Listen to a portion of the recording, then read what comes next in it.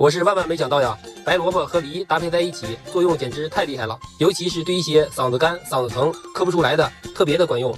首先把树上摘的白萝卜和雪梨清洗干净，然后切成薄薄的大厚片。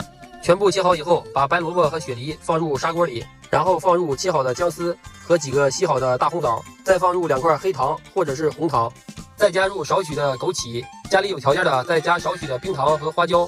最后再加入清水，没过食材就行。水开以后盖盖煮上15分钟就行。时间到，这个时候咱们的萝卜雪梨汤也就煮好了。看有没有食欲，以后你在家嗓子疼、嗓子干的多喝这个汤，老管用了。